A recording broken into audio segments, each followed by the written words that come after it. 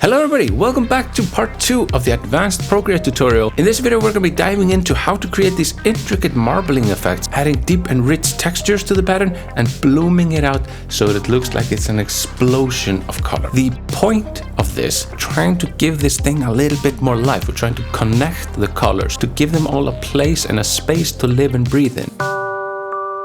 Now this is not the final form. How we're going to get there is we're going to go and we're going to select all of the layers that we've already drawn, and then we're going to go in here to the adjustments and we're going to tap on Liquefy. With the Liquefy selected, we're going to go and make some pretty drastic changes.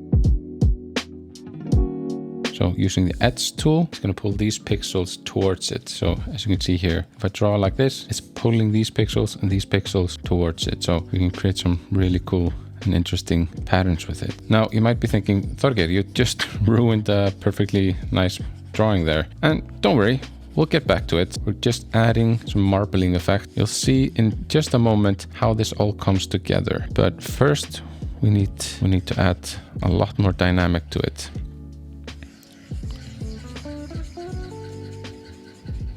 Maybe add some crystals, decent amount of distortion, add some momentum to it. Yes, I'm gonna hold it like this and then lift it up just a little bit and do this. An absolute explosion of color. Okay.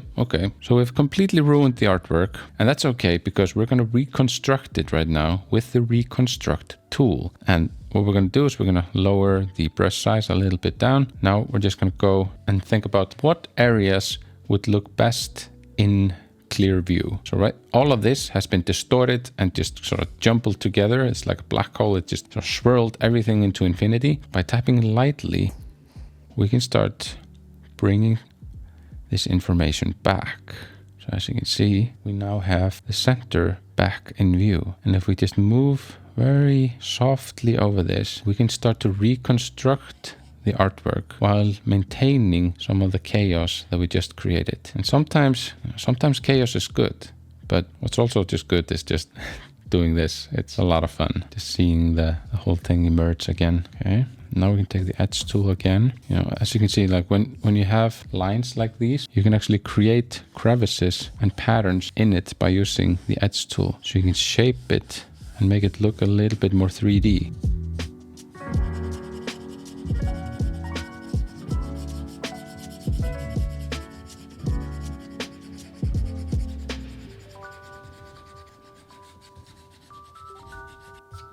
You can also do things like this. You can pull the color into an area like this, and then with the Reconstruct tool, you can sort of sever it. So now it looks like it's just floating there. And by using the Reconstruct tool, we can also do stuff like this.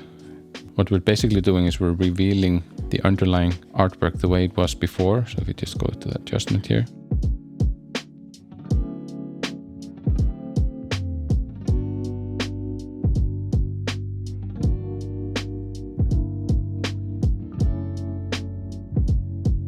I'm going to go into the selection tool, going to automatic, and I'm going to select the white areas like so. And I'm just going to copy the white areas from this layer and I'm going to paste them. Now I'm going to go into Gaussian blur. I'm going to add Gaussian blur to it. I'm going to turn this into add. So add a bit more Gaussian blur to it. What I'm trying to do is I'm trying to create some bloom here, like extremely hot, and you see, you know, bloom radiating from the middle there. Something like this.